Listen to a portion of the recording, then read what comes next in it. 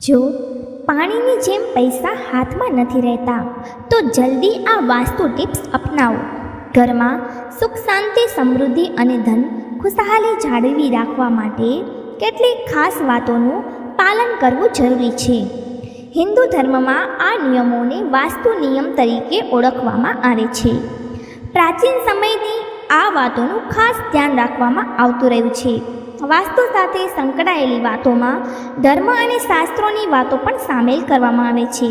મિત્રો, તમે તમારી આસપાસ એવા ઘણા લોકોને જોયા હશે જે દિવસ રાત કઠોર મહેનત કરે છે, તેમ છતાં તેમના જીવનમાં આર્થિક તંગી બની રહે છે. પૈસાનું આગમન તો થાય છે, પરંતુ ટકતું નથી. આ માટે તેઓ તમામ પ્રકારના ઉપાયો કરે છે, પરંતુ સ્થિતિ જેમ છે તેમ જ રહે છે.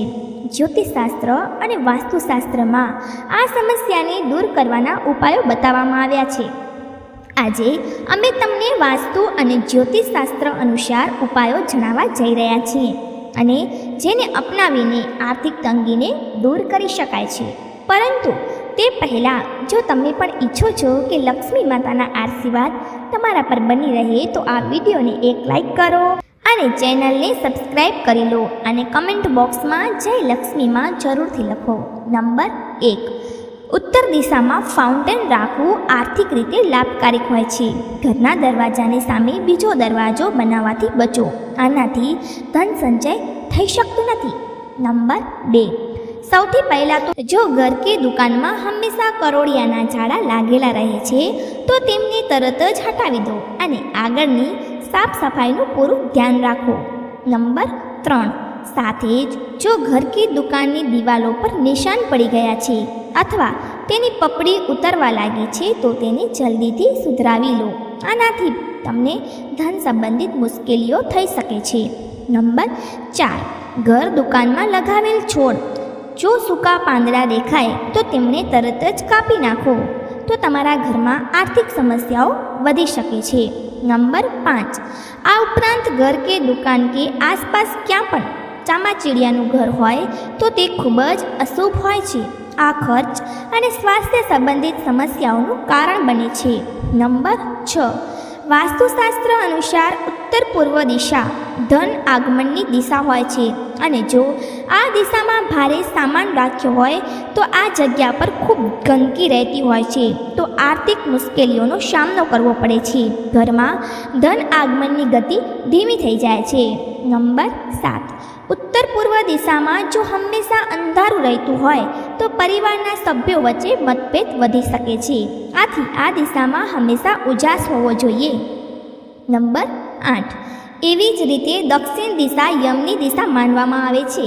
આ દિશામાં દરવાજો કે તિજોરી રાખવી પૈસા અને આયુની હાનિ કરાવનાર હોય છે. નંબર 9, વાસ્તુશાસ્ત્રમાં કહેવામાં આવ્યું છે કે ઘરના પૂજા ઘરમાં કમળગટ્ટાની માળા રાખવાથી ધનની દુર્બળતા દૂર થાય છે અને માં લક્ષ્મીના આશીર્વાદ ઘરના સભ્યો પર બની રહે છે. જ્યારે જ્યોતિષશાસ્ત્રમાં કહેવામાં આવ્યું છે જો આર્થિક તંગી સતત બની રહે તો ઘરની ઉત્તર પૂર્વ દિશામાં કોઈ વાસણમાં મીઠું રાખો અને તેને સમયાંતરે બદલતા રહો. નંબર 10, જ્યોતિષશાસ્ત્ર ઘરમાં ભૂલથી પણ કાંટાવાળા છોડ ન લગાવો. જ્યોતિષશાસ્ત્રમાં આને અશુભ માનવામાં આવે છે. આ ઘરમાં બરકત નથી થવા દેતું. નંબર 11, જો વાસ્તુ ટિપ્સની વાત કરીએ તો ઘરની ઉત્તર દિશામાં ધાતુનો કાચબો રાખો. આનાથી ઘરમાં સકારાત્મકતાનો સંચાર થાય છે. જણાવી દઈએ કે કાચબાને ભગવાન વિષ્ણુનો અવતાર કહેવામાં આવે છે. નંબર 12, ઘણા લોકોને પોતાના પર્સમાં ઢગલાબંધ જૂના બિલ, બિનજરૂરી કાગળો કે તમામ પ્રકારના સામાન વગેરે રાખવાની આદત હોય છે. વાસ્તુમાં ધન સ્થાન પર કોઈ પણ પ્રકારની ગંદકી એક ખૂબ મોટો દોષ માનવામાં આવે છે, જેને ધન સ્થાન પર બિલકુલ ન રાખવા જોઈએ. વાસ્તુ અનુસાર કોઈ વ્યક્તિ જો ધનના સ્થાન પર જેવા કે તિજોરી કે પર્સ વગેરેમાં બિનજરૂરી વસ્તુઓ રાખે છે તો ત્યાંથી ધનની દેવી લક્ષ્મી રૂઠીને ચાલી જાય છે. નંબર 13, વાસ્તુ અનુસાર જે લોકો પોતાના પર્સ અને તેમાં રહેલા પૈસાને અપવિત્ર હાથોથી સ્પર્શ કરે છે તેમના પર્સમાં ક્યારે પૈસા ટકતા નથી અને તે તમામ પ્રયત્નો પછી પણ ખાલી જ રહે છે. શૌચ પછી ક્યારે પણ હાથ ધોયા વગર પર્સને સ્પર્શ કરવો ન જોઈએ. નંબર 14. વાસ્તુ અનુસાર પર્સમાં સિક્કા અને નોટ હંમેશા અલગ રાખવા જોઈએ. ભૂલથી પણ સિક્કા અને નોટ પર્સના એક જ ખાનામાં ન રાખો. નંબર 15. ઝાડુ ક્યારે ખુલ્લામાં ન રાખવું જોઈએ. તેને હંમેશા છુપાવીને રાખવું જોઈએ, જેથી કોઈ બાહ્ય વ્યક્તિની નજર ઝાડુ પર ન પડે. નંબર 16. વાસ્તુ અનુસાર પર્સમાં ક્યારે ફાટેલી નોટ, નકલી ધારદાર વસ્તુઓ, હેન્ડવોશ, પેપર સોપ વગેરે ન રાખવા જોઈએ. વાસ્તુ અનુસાર આ બધી વસ્તુઓ નકારાત્મક ઉર્જાને ઉત્પન્ન કરે છે, જેનાથી ધનનું આગમન રોકાય છે અને ધનની હાનિનો સામનો કરવો પડે છે. નંબર 17. ઘણા લોકો પોતાના પર્સમાં દિવંગત ગુરુ, પિતા, પતિ કે પત્ની અથવા દેવી દેવતાઓની તસવીર રાખે છે. વાસ્તુ અનુસાર આવું કરવું શુભ માનવામાં આવતું નથી. વાસ્તુ અનુસાર જે લોકો ઈચ્છે છે કે તેમનું બટવું હંમેશા પૈસાથી ભરેલું રહે, તો તેમણે ભૂલથી પણ દેવી દેવતાઓ કે દિવંગત લોકોની તસવીર તેમાં ન રાખવી જોઈએ. નંબર 18. ઉત્તર દિશામાં સ્થિત ઓરડાઓ અને દિવાલોનો રંગ વાદળી રાખો અને પ્રયાસ કરો કે લાલ રંગની વસ્તુઓ આ દિશામાં ન રાખો. નંબર 19. સ્વચ્છતા જાળવવાથી માતા લક્ષ્મી પ્રસન્ન થાય છે. ઘરમાં કચરો લાંબા સમય સુધી ન રાખવો જોઈએ. ખાસ કરીને તમારા રસોડામાં સિંકમાં જૂઠા વાસણો ન રાખો.